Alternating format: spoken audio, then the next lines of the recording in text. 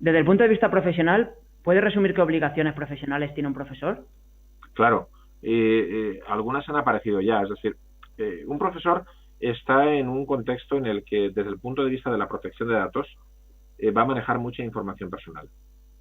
Y antes hablaba del menor como estudiante, pero no solo es eso. Es decir, un profesor va a manejar información puramente identificativa, información relativa a la trayectoria académica del menor, información del entorno psicosocial. Es importante señalar que en los últimos 20 años los aspectos psicosociales de la educación se han demostrado como cruciales, de modo que el profesor y el gabinete psicopedagógico van a acabar manejando información sobre el entorno socioeconómico y familiar de ese menor, sobre aspectos como la salud. Incluso sin tratar esos datos van a ser capaces de entender y conocer a su estudiante lo suficiente como para tener claros cuáles son estados de ánimos, estados de opinión, sensaciones, sentimientos. Por tanto, su capacidad de invadir esa esfera de privacidad del menor es muy alta. ¿Qué debería hacer un centro escolar y qué debe hacer el profesor? Notificar las obligaciones de seguridad y de privacidad del profesor.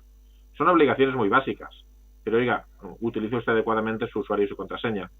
Cuando trabaja dentro del entorno online del centro escolar, tenga en cuenta que no debe descargarse usted información a su ordenador privado, porque su ordenador privado es privado. Aprenda a no revelar datos a terceros. Limite los datos a los que accede, a los datos a los que funcionalmente le toca. Y aquí hay un ejemplo que hace un tiempo llegó a la prensa en los medios de comunicación, en relación, por ejemplo, con el uso del WhatsApp. El uso del WhatsApp no lo puede decidir libremente el profesor, porque es una responsabilidad del centro. Lo tiene que decidir el centro. Y tiene que fijar políticas de seguridad. Por tanto, insisto, no hay que agobiarse. Son 10 o 12 reglas del más común de los sentidos. Reglas como, si usted tiene datos de un estudiante impresos a una cara, pues no se le ocurra utilizar ese papel como borrador reciclado y después poner ahí la lista de la compra y que ese papel lo vea cualquiera. Los papeles con datos personales, cuando dejan de usarse, se destruyen, porque es una regla básica. Por tanto, insisto, es bueno familiarizarse con las políticas de seguridad del colegio. Y desde el punto de vista de la actividad educadora, ¿qué significa educar en privacidad y qué beneficios podría aportar este esfuerzo? Eso de verdad es el gran olvidado, yo creo, en la educación actual. Digamos que nos estamos preocupando mucho de que existan aulas de informática, nos estamos preocupando mucho de que lleguen las tabletas a los coles, nos estamos preocupando mucho de que haya medios, de que haya coches, para que nos entendamos. Pero no nos preocupamos del código de circulación, no nos preocupamos de enseñar reglas, valores, conductas. En la opinión de los expertos de privacidad, dentro de este entorno de Internet segura y de riesgos para los menores, que el menor aprenda cómo controlar su información, que el menor aprenda cómo controlar su identidad digital y a cómo construir su reputación, son pilares básicos para que la conducta sea adecuada, para que se incurran menos riesgos y para que no se lesionen los derechos de terceros. Por tanto, siempre hemos reivindicado que educar en privacidad es algo estratégico que debería estar ya en el entorno escolar, dentro del calendario académico convencional, dentro de los planes de estudio.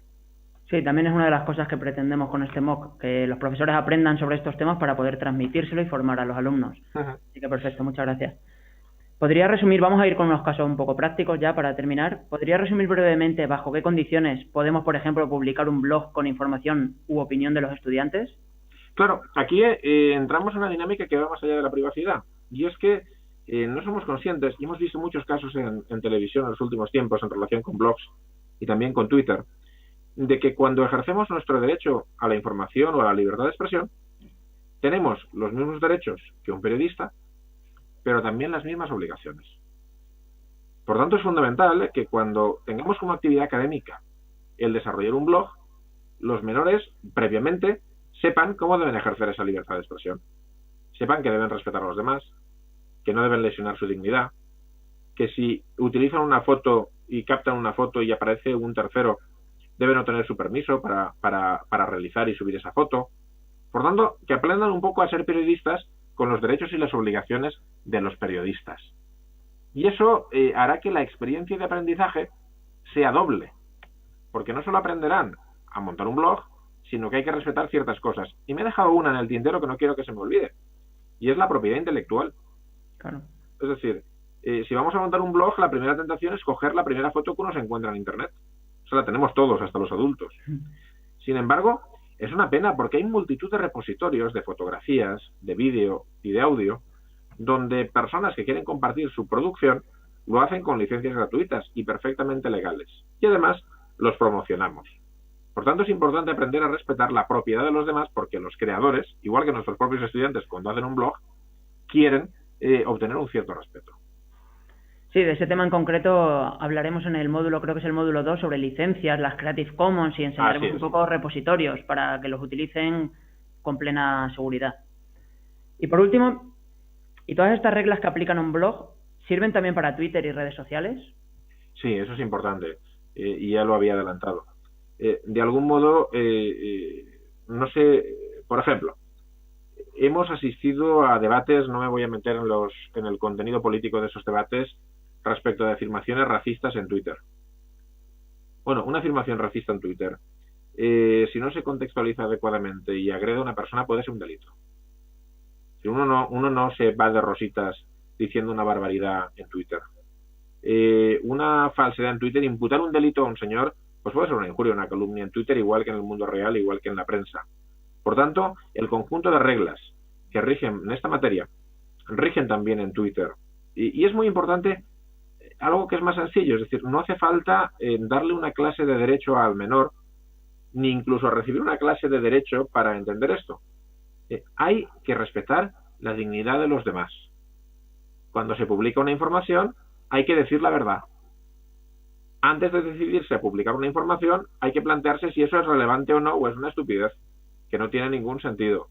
Y por supuesto, cuando uno opina y opina sobre otros, debe hacerlo con un mínimo respeto, no utilizando frases malsonantes, no recurriendo al insulto. Mirando el diccionario, esto es fantástico, porque uno puede ser mínimamente ácido y no hace falta acordarse de la madre de alguien, dicho con respeto, y en cambio palabras como cenutrio son palabras fantásticas que están en el diccionario, que son muy expresivas y que no lesionan la dignidad de nadie necesariamente. Es decir, hay que aprender a actuar de modo apropiado y a respetar ciertos valores. Pues nada, muchas gracias. Esto ha sido toda la entrevista. Yo creo que han quedado unos conceptos súper claros y el resto, si quieren desarrollarlo los profesores, pues iremos en el foro del tema y las distintas actividades que harán en este módulo. Muchas gracias, Ricard, por colaborar con nosotros en este MOOC y espero verte por aquí siempre. Gracias a vosotros y a vuestra disposición. Gracias. Hasta luego. Hasta luego.